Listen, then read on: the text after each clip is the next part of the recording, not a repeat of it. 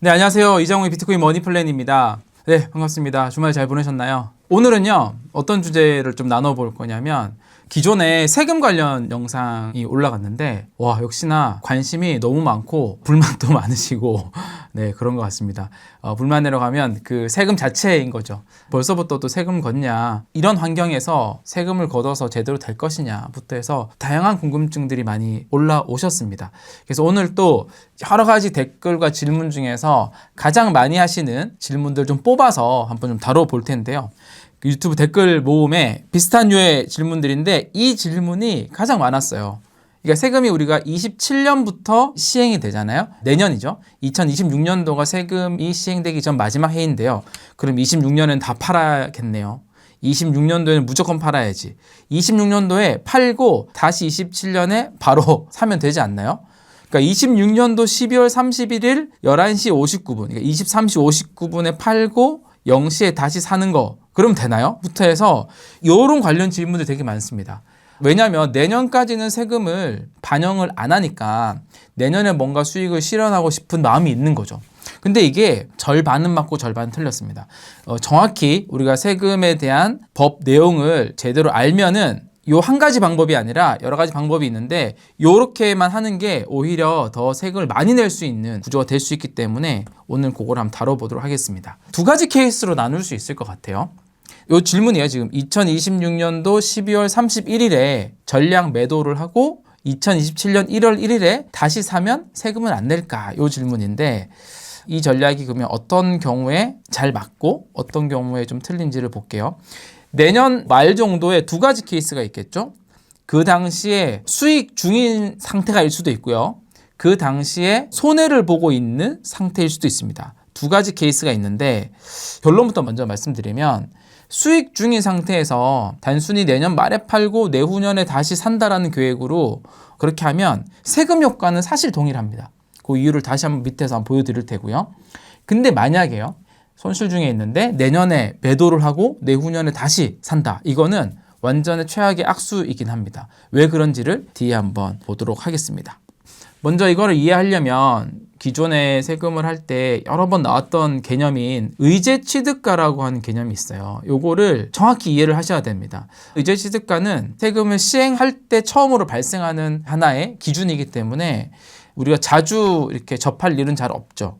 의제취득가라는 게 뭐냐면 2027년 1월 1일 전에 보유하던 가상자산의 취득가액은 2026년 말까지의 실제 취득액과 2027년 1월 1일 0시 시가 중 더 큰 금액으로 한다. 요건데요. 좀 헷갈리죠? 여기 표로 좀 나타냈는데 두 가지 케이스가 있어요. 내가 실제 매수한 가격 2026년까지요. 실제 매수한 가격과 2026년 12월 31일 말 가격 또는 2027년 1월 1일 시가, 시작 가격 요 두 가지 중에서요. 더 큰 가격을 취득가로 할 수 있다라는 겁니다. 요게 의제 취득가액입니다. 그러니까 가만히 놔두면 우리의 취득가액은 2027년도 1월 1일 0시 가격이 되는 거죠. 이게 어떻게 영향을 미치는지를 한번 보도록 하겠습니다. 그럼 아까 처음에 두 가지 케이스로 나뉜다고 했죠. 내년에요. 2026년 수익을 보고 있는 상태일 수도 있고요. 손해를 보고 있는 상태도 있는데 먼저 수익을 보고 있는 상태에서의 두 가지 케이스를 또 말씀드릴 텐데 수익을 보고 있을 때 계속 보유하는 케이스가 있겠죠.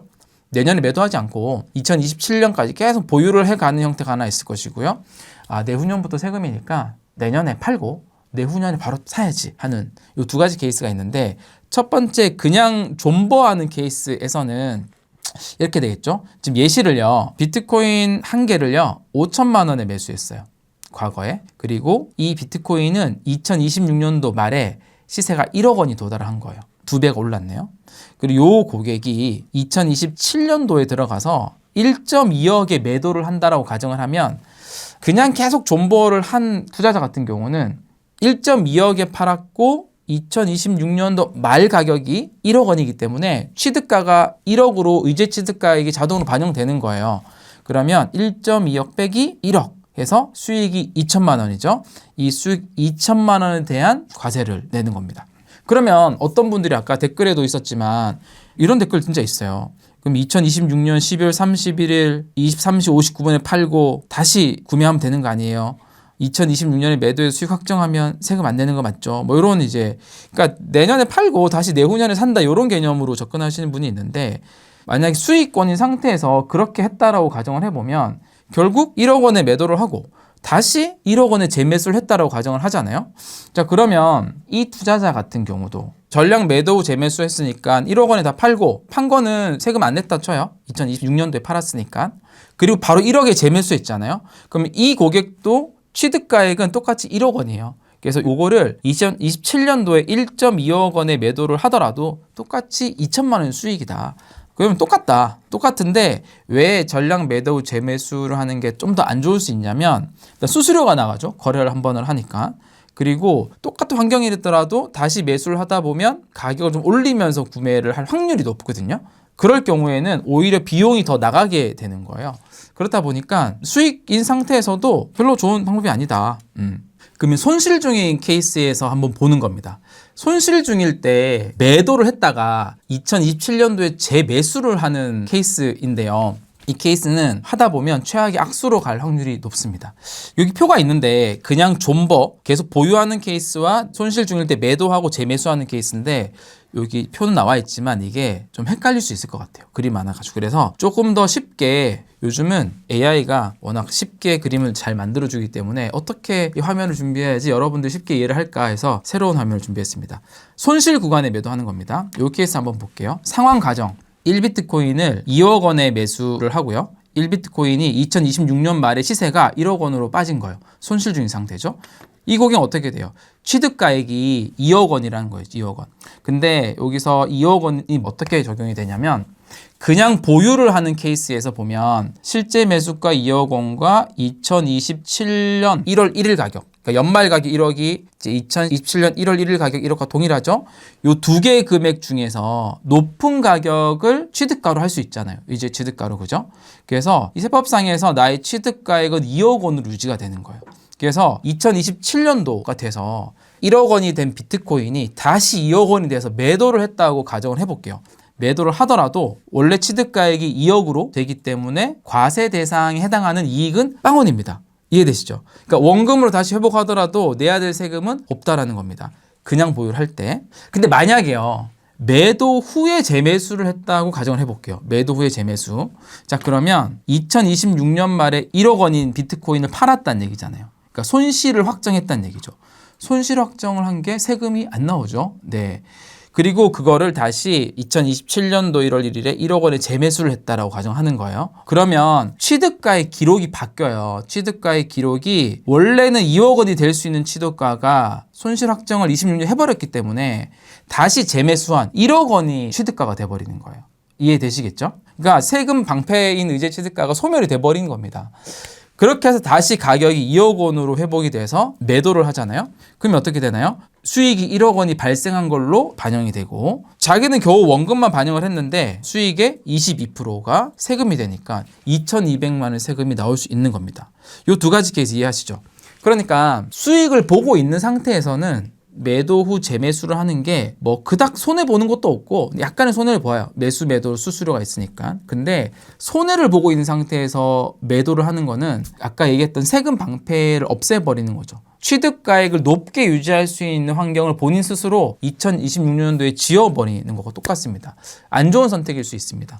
그 두 가지 케이스를 이해를 하시면 내년에 무조건 팔고 내후년에 사야 된다 이런 생각은 안 하실 가능성이 있습니다. 근데요, 전량 매도를 그럼에도 불구하고 하시려는 분들이 있거든요. 근데 그분들은 왜 그렇고 뭐 이런 케이스일 때는 뭐 전량 매도를 하는 게 또 필요할 수도 있을 것 같아요. 그러니까 뭐 절세 목적이라기보다는 본인이 2027년도 이전에 워낙 많은 해외 거래소에서 뭐 이 코인 저 코인 거래도 많이 했고 이미 흔적들이 너무 복잡한 거예요. 그래서 행정적 편의, 나름의 어떤 트래킹 단순화를 하기 위해서 2026년도에요. 싹 다 정리를 하고요. 다시 다 매수를 해가지고 어떻게 보면 조금 단순화시키는 거죠. 본인의 거래를. 취득가를 확인하기도 단순화시키는 거고 코인의 종류도 단순화시키는 거고. 그러니까 좀 행정적 편의를 위해서 이런 경우는 있습니다만 뭐 그런 경우에는 의도가 좀 다르니까 괜찮습니다만 어떤 절세 목적인 경우에는 아까 제가 좀 전에 말씀드렸던 그 케이스를 잘 이해를 하면 좋다라는 겁니다. 마지막 정리를 해볼게요. 2026년 연말에 본인이 수익 구간에 있다. 수익 구간에 있으면 그냥 놔두면 됩니다. 홀드 해주는 게 좋다. 본인이 손실 구간에 있다. 똑같이 호들이네요. 절대 팔지 말고 보유를 해라. 잘못 팔았다가는 나름의 세금 방패가 사라질 수 있다. 근데 여러 거래소의 자산이 너무 흩어져 있어서 좀 거래 내역 증빙이 너무 복잡하다. 그런 의미에서는 뭐 다 매도하고 다시 매수를 해서 깔끔하게 정리하기 위해서라면 좀 고려를 해볼 수 있다. 이렇게 한번 좀 말씀드리면서 2027년도부터가 세금 적용되고 업비트 올라온 공지를 보니까 약관 개정이 됐더라고요. 이제 카프라고 하는 거래소 간의 내역을 공조하는 시스템이 2026년부터 사실은 반영이 되거든요. 우리는 세금이 2027년도부터지만 그래서 이미 당국에서는 이제 2027년도부터 세금을 하기 위해서 준비들을 한 단계씩 하고 있다. 우리는 미리 좀 준비를 하면 좋을 것 같습니다.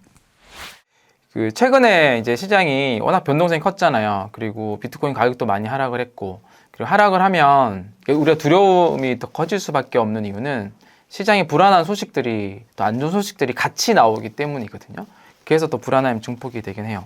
비트코인을 투자를 할 때 이거는 뭐 사람마다 좀 다르긴 한데요.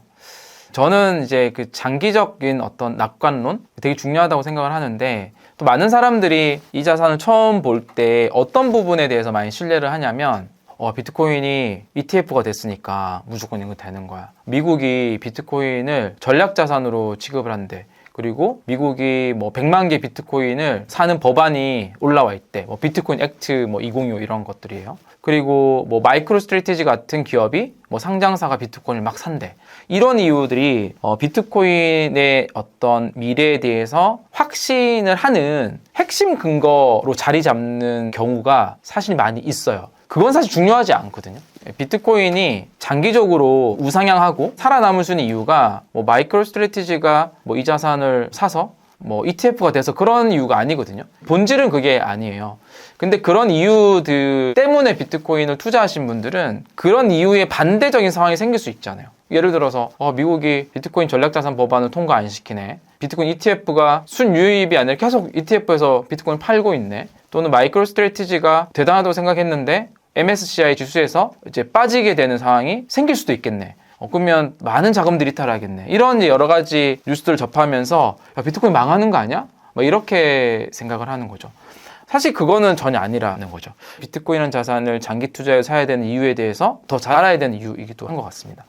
아까 말씀드렸던 그런 이유는 뭐 중요하지 않다라는 게 아니라 단기적으로 비트코인이 조금 더 가파르게 오르게 한다든지 뭐 이런 이유나 이벤트는 될 수 있다고 생각을 해요. 근데 비트코인 장기적으로 이 자산이 반드시 살아남고 장기적으로 우상향하는 그 이유는 아니라고 생각을 하거든요. 그런 면에서 비트코인을 조금 더 공부나 바라보는 관점의 전환이 좀 필요할 수 있다. 비트코인이 진짜 필요한 이유는 사실 탈중앙성, 중립적인 자산, 그리고 압도적인 희소함에서 나오는 것, 그리고 글로벌 통화 네트워크에서 활용이 되는 것, 그 누구도 어떤 국가도 이 비트코인을 셧다운 시키거나 무너뜨리지 못한다라는 그런 탈중앙성, 이런 것들에서부터 나오거든요. 물론 이제 그 얘기를 또 시작을 하다 보면 굉장히 또 많은 시간을 할애하게 되겠지만, 최근에 여러 가지 뉴스들 때문에 불안해하는 분들이 또 많이 있는 것 같아서 그게 사실 중요한 건 아니다, 이렇게 좀 말씀드리고 싶었고요. 그런 면에서 비트코인은 저는 단기 투자 자산으로 접근하는 거는 원래부터 뭐 그렇게 쏙 좋은 거로 생각 안 했지만, 점점 더 이 비트코인이라는 자산은 뭐 단기적으로 뭐 올해 투자해서 내년 수익, 연초에 투자 연말 수익, 이렇게 기대하는 자산이 아니라 이 장기적으로 저축하는 전략을 세워서 활용하는 게 가장 적합하다라고 생각을 하고 있고, 점점 더 거기에 적합한 자산이 될 거라고 보고 있습니다. 그런 면에서 우리가 이제 비트코인을 어디에 활용하면 좋냐, 이런 관점으로 생각을 해보면, 우리가 늘 뭐 비트코인은 노후 준비에 좋은 만큼 결국 긴 시간을 활용할 수 있는 곳에 비트코인을 저축하는 전략을 쓰면 좋다라는 거예요. 긴 시간이 이제 주어진 것들은 뭐가 있냐면 자녀죠, 자녀. 그래서 우리가 자녀를 위해서 어떤 돈을 마련해 줄 때 연평균 한 뭐 9%, 10% 정도 성장을 하는 미국 주식, 뭐 S&P 500이나 이런 것들을 바라볼 수도 있지만, 저는 그런 자산들보다 적어도 앞으로 10수년간은 월등한 수익률을 낼 자산이 비트코인이라고 보는 거거든요. 그래서 이제 자녀를 위한 비트코인 모으기 관점을 좀 볼 텐데, 자녀가 이제 목돈이 필요한 몇몇 시기들이 있어요. 저도 이제 여러분 세 자녀가 있는데, 그 중고등학교 때까지는 부모도 사회생활들을 열심히 하고 있기 때문에 부모가 번 금액에서 일부를 같이 이제 분배해서 자녀 교육을 시키죠. 그렇게 될 것 같아요, 나이대가. 근데 대학교를 보내고 또는 나중에 시집장가를 보내고 할 때는 보통 이제 사회생활에서 점점 더 수익이 떨어지는 시기와 맞물리긴 하거든요. 벌고 있는 금액에서 주기는 좀 목돈이 나가는 부분도 있고 한계가 좀 있기 때문에 그동안 자기가 잘 모아놨던 금액에서 좀 써야 되는 게 있습니다. 저는 뭐 아직도 40대 중반이 좀 안 됐기 때문에 저보다 더 나이를 드신 우리 구독자님들은 공감을 하실 거라 생각해요. 그래서 이제 오늘은 요 주제로 가볼 텐데, 요 주제를 또 하기 전에 왜 미리부터 보다 일찍부터 장기적으로 우상향한 자산을 모아줘야 되는지를 설명드리기 위해서 화폐 가치가 떨어지잖아요. 화폐 가치가 떨어지는 건 필연적이거든요. 그러니까 신용화폐 시대에서 이 통화량을 계속 늘릴 수밖에 없는 환경이에요. 통화량이 줄어들면 사실상 이 모든 시스템이 붕괴가 될 수도 있죠. 그렇기 때문에 통화량이 계속 늘릴 텐데 얼만큼 티 안 나게 늘리는지가 중요하거든요. 특정 나라의 통화 가치가 무너지는 곳들은 티 안 나게 늘리는 게 아니라 너무 과도하게 늘리기 때문에 그런 거예요. 짜장면 값 보면 지금 나오는 것처럼 70년대 100원이 지금 8,500원인데 저는 70년대 안 살았으니까 제가 82년생이거든요. 그러면은 제가 20대 때가 2000년도 되니까 대학교 다니면서 짜장면 한 그릇 먹었을 때가 2,000원, 3,000원 했던 것 같아요. 그때 대비해서 4배 정도가 올랐네요. 20년 상간에. 물가가 오른다는 겁니다. 물가는 결국 엄청나게 늘어나는 통화 가치가 떨어지는 그 화폐로 측정이 되는 게 자산의 가격이니까 자산의 가격은 어떻게 보면 실제로 오른 걸 수도 있지만 화폐 가치가 떨어짐에 인해서 올라 보이는 거죠. 그런 것들을 목격하고 있는 거죠. 그에 반해서 이제 노동 수입인데 최저임금만 보더라도 지금 최저임금이 이제 10,000원 넘잖아요. 근데 2016년도부터 최저임금 인상률을 보면 짜장면 가격 한 그릇이 오른 것과 이 최저임금이 오르는 가격은 너무 큰 편차가 있는 것 같습니다. 그래서 우리가 이 노동을 통해서 이 오르는 물가가 커버가 안 되기 때문에 조금이라도 일찍 장기적으로 우상향한 자산들을 모아가기 시작해야 되는 건 너무 중요한 것 같아요. 그러려면 이게 시간의 힘이 되게 중요하거든요. 우리가 자녀를 위해서 어떤 자산을 쌓아준다는 것은 결국 시간의 힘을 선물하는 지혜라고 삼성자산운용에서 나온 가이드북에 표현을 해놨더라고요. 너무 좋은 표현이라서 자료를 또 가져와 봤습니다. 시간의 힘을 선물하는 지혜인데 여기에는 비트코인이 없어요. 근데 비트코인을 뺀 나머지 자산들이 얼마나 시간의 힘을 가지면 많이 성장하는지를 보여준 차트인데요. 여기 보시면 물가는 2005년도 대비해서 56% 올랐어요. 20년 동안. 그리고 예금을 하면 연평균 한 3% 정도 치면 81% 정도 오릅니다. 20년 동안. 서울 아파트는 이 자료로는 연평균 한 4% 정도 올랐어요. 4.2%. 127%가 증가했습니다. 미국의 대표 기업을 S&P 500 지수를 통해서 샀다면 연평균 10% 정도의 성장을 합니다. 602%. 여기는 이제 전통금융권이라서 아직 비트코인 취급하지 않기 때문에 없습니다만 저희는 알잖아요. 비트코인의 연평균 성장률이 과거에 어땠고 5년, 50%, 10년, 100% 연평균 성장률이요. 앞으로 5년, 10년, 15년 또 여러 가지 데이터를 가지고 평균적인 예상치를 말씀드렸었는데 모두 25%, 연평균 30%, 아주 보수적으로 하더라도 20% 이런 이제 성장률을 전망하고 있는 거죠. 그래서 이런 자산들에 비해서는 월등히 장기적인 성장률이 높을 수 있는 자산이 비트코인이다. 그래서 원리는 똑같으나 우리는 이 자산에 비트코인을 대입해서 한번 보는 거죠. 그래서 이제 증여를 할 때 자녀한테 물려주잖아요. 여기 기준이 잘 정리가 돼 있어서 이해하기 너무 좋으실 것 같아서 하나 가져와 봤습니다. 자녀한테 이제 최대한으로 자산을 증여할 수 있는 방법으로는 이제 자녀 출생 직후부터 증여를 시작을 해가지고 10년 주기로 하는 방법인데 미성년자는 10년 단위로 2천만 원까지가 비과세예요.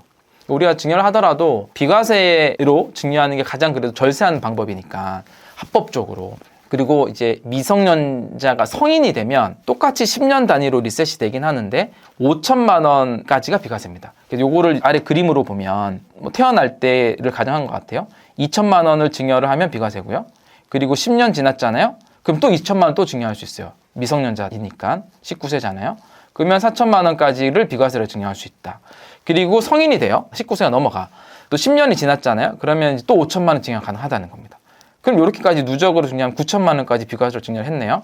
그리고 또 10년, 31세 또 5천만 원을 비과세로 증여할 수 있죠. 31세 이후부터는 본인이 벌어서 또 해야 되니까 증여가 아니라 이렇게 하면 총 합산 1억 4천까지를 비과세로 증여할 수 있다. 이런 것들을 현재 증여세 제도에 맞춰서 표현한 건데요. 이렇게 증여하면 좋죠. 이번 시간은요. 저도 이런 생각 하기 싫긴 한데요. 만약 내가 돌연사 한다면 내가 가진 비트코인은 어떻게 될까? 내가 혹시 갑자기 무슨 일이 생긴다면 이걸 어떻게 가족한테 전해주지? 뭐 이런 생각들요. 이런 약간 예기치 못한 상황에 좀 대비하는 법. 평소에는 뭐 굳이 그런 생각을 좀 많이 할 필요도 없고 또 기존 금융 자산과 좀 다른 면이 좀 있기 때문에 이 주제를 좀 가져와서 한번 설명 좀 드려보도록 하겠습니다. 한번 이제 대략 지금 이렇게 지금 시장에서의 좀 룰이 되어 있구나 이렇게 가볍게 한번 들어봐 주시면 좋을 것 같아요. 먼저요 이게 좀 정리를 해보면 우리가 일반 금융사 같은 경우는 이렇게 사망을 하게 되면 그 상속인이 상속인 금융거래조회 서비스를 통해서 그 사망하신 분의 이제 금융자산들을 다 조회할 수 있는 서비스를 제공을 하거든요. 근데 거기에 가상자산거래소는 조회 대상에 포함되지 않아요. 만약에 고인이 계시면 그분이 어느 거래소 몇 개를 갖고 있는지를 이제 원스톱으로 조회할 수 있는 건 사실 없는 거죠. 다 일일이 찾아다니면서 조회를 해야 되거든요.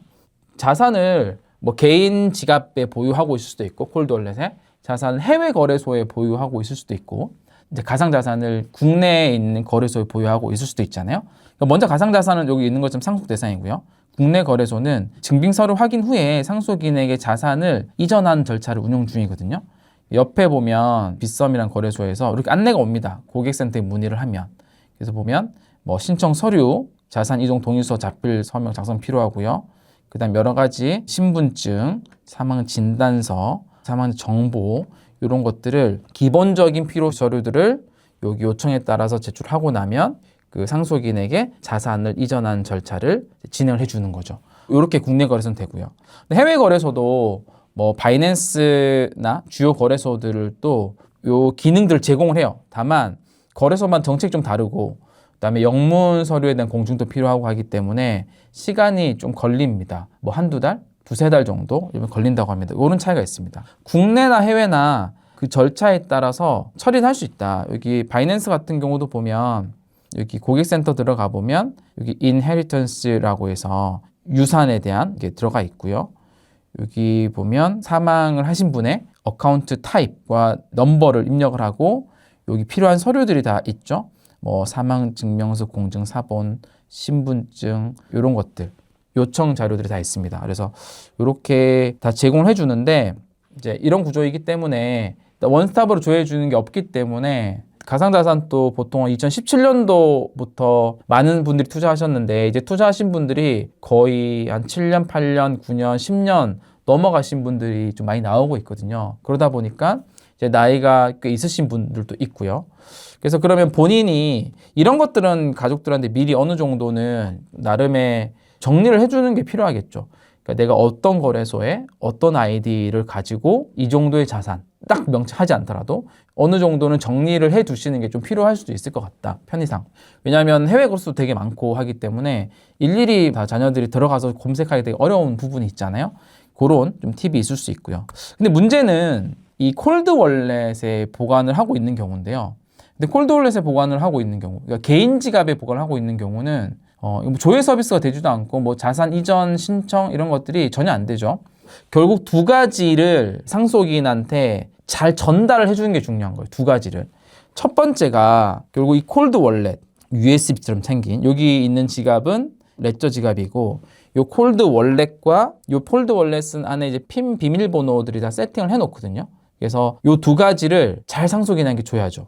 이걸 주는 방법이 하나가 있고 두 번째, 이전에 우리 지갑 컨텐츠 시간에도 한번 다뤘었는데 그 니모닉, 그 복구 단어를 그냥 이제 종이로 적혀 있죠. 또는 메탈에 이렇게 새겨 놓기도 하는데요. 요거를 전달하는 방법이 있어요. 두 가지 다 전달을 할 수도 있죠. 근데 여기서 A만 전달했을 때, 그러니까 콜드 월렛 그 USB와 비밀번호만 전달했을 때는 이거는 좀 단점이 좀 있어요. 뭐냐면 결국은 시간이 한참 지난 뒤에 전달을 받을 수 있잖아요. 상속이기 때문에. 이 기기가 고장이 날 수도 있고 그 다음에 핀 비밀번호를 까먹게 되면 접근 자체를 못해요. 이 콜드 월렛에 비트코인이 만약에 5개 들어가 있는데 기기가 고장이 났고 또는 이 핀 비밀번호를 까먹었어. 그러면은 핀 비밀번호를 이제 보통 3번이나 5번 정도를 계속 오류를 내면은 초기화가 돼버리거든요. 그럼 애초부터 접근이 안 되는 거죠. 그래서 이 플랜 A만 이렇게 전달하면 좀 리스크가 있다.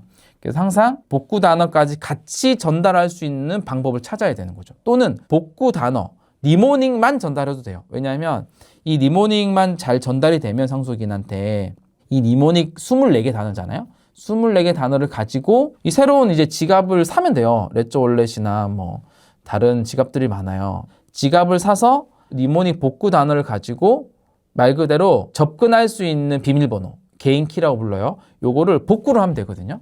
그래서 이 플랜 B는 무조건 잘 전달해야 된다. 근데 A는 전달해도 되고 안 해도 된다. 근데 A만 전달하는 거는 리스크 있다. 자, 그러면 뭘 전달해야 되는지는 이제 알겠는데 상속인이잖아요. 내가 지금 갖고 있다가 여기 지인한테 주는 게 아니라 내가 어떤 돌발 상황, 갑자기 어떤 상황이 생겼을 때 나의 가족한테 이게 잘 전달돼야 되는 거니까 우리가 좀 많이 고민이 필요한 거죠. 그래서 두 가지인데 하나는 오랫동안 시간이 필요하니까 이 니모닉 문구를 어떻게 해야 안전하게 보관할 수 있고 또 이 안전하게 보관한 니모닉 문구를 제3자 리스크 없이 상속자한테 어떻게 안전하게 전달할 수 있을까 이거거든요. 이 안전하게 보관하기 위해서는 이게 종이가 아니라 여기 메탈에다 새기는 형태로 좀 많이 하고 있어요. 그러면 뭐 화재나 어떤 물리적인 충격이 있을 때 종이는 탈 수도 있고요. 찢어질 수도 있으니까 어떤 보관의 부분에 있어서는 어느 정도 충족이 되는 거죠. 자, 근데 그거를 이제 이후에 나중에 그 전달하는 게 이제 여기서 여러 가지 변수들이 많아요.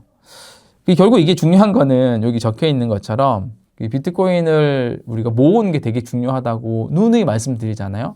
모으는 것만큼 중요한 거는 이거를 온전하게 전달받아야 될 사람한테 잘 전달하는 게 되게 중요하거든요.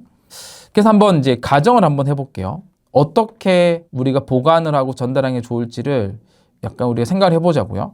그러면은 기본적으로 이제 보존성은 높였죠. 금속판에 보유를 시켰으니까 또는 뭐 나름 어떤 침수나 화재 대비해서 안전하게 보존성을 높였다라는 가정 하에 이 니모닉이 유실될 가능성은 두 가지인데 분실하거나 도난될 수가 있죠. 두 번째는 진짜 뭐 홍수나 태풍, 지진, 진짜 재난에 의해서 유실될 수가 있죠. 두 가지 경우가 있다고 칠게요.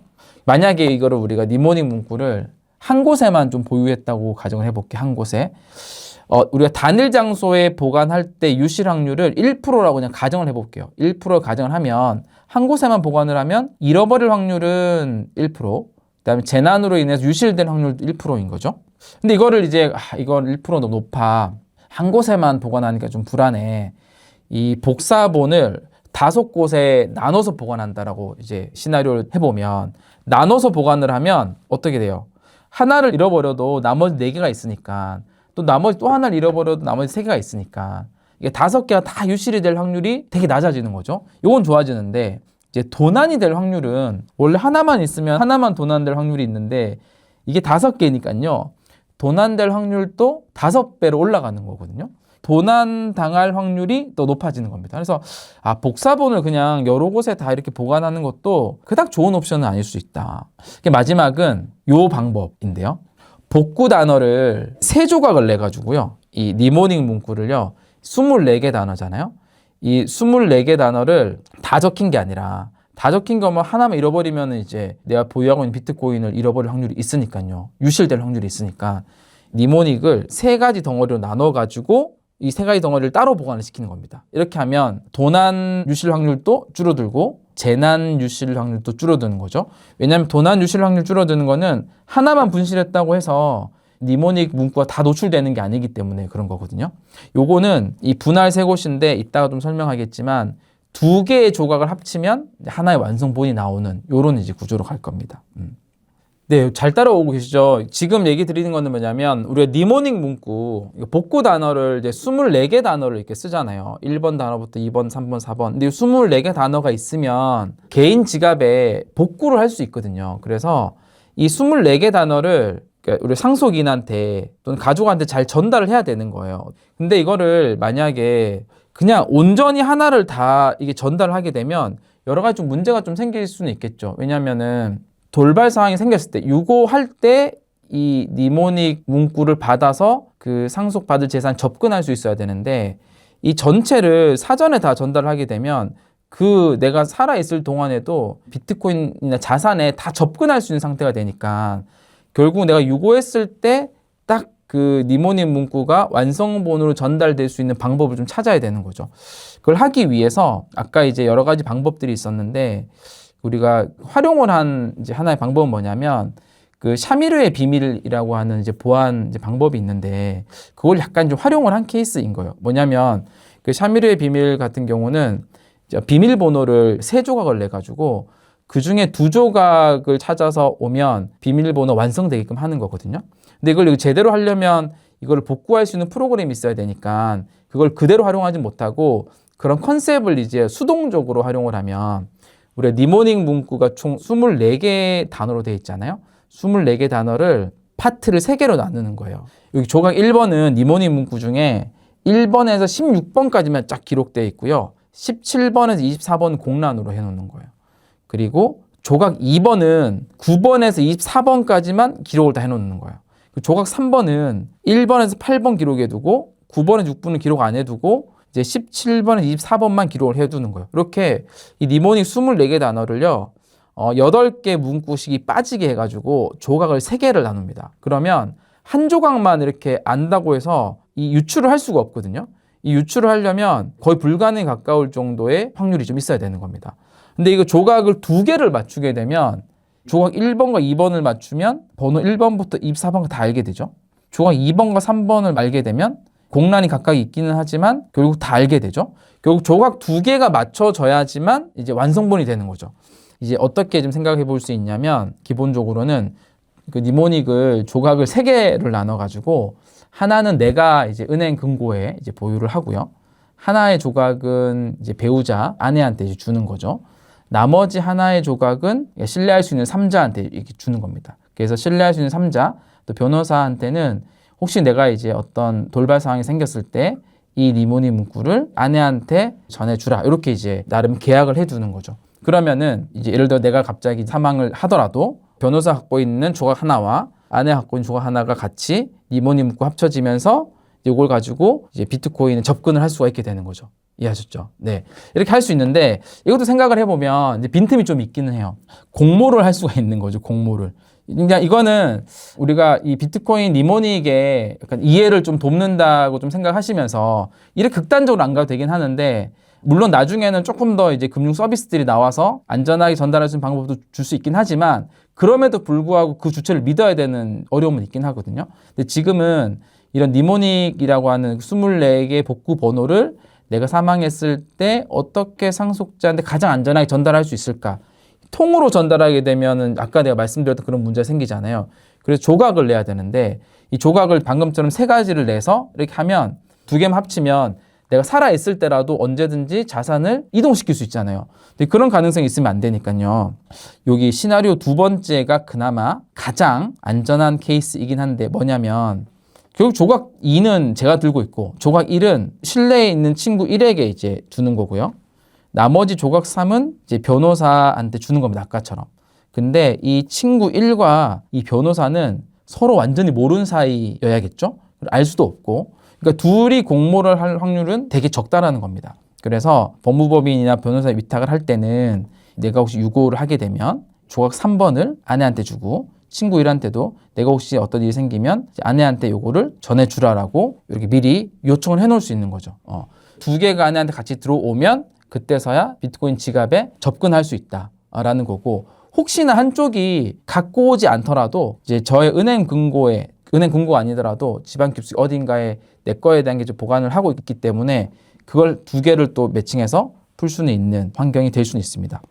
어려웠을 수는 있긴 한데요. 이거는 우리가 이 니모닉이라고 하는 거를 어떻게 하면 안전하게 전달할까 해서 좀 나올 수 있는 시나리오고요. 꼭 이렇게 할 필요는 없긴 하지만 이런 생각을 해볼 수 있는 거죠.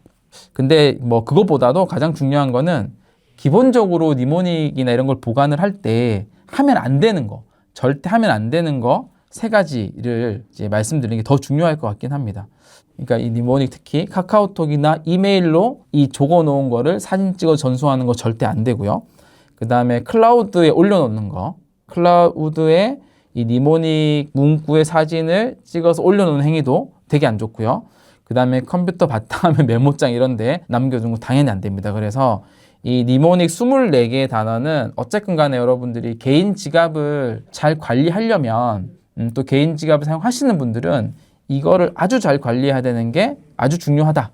근데 이거를 이제 나중에 돌발 상황 때 상속인한테 전달을 할 때 아까와 같은 좀 방법들을 좀 생각해 볼 수 있을 것 같다. 이고요.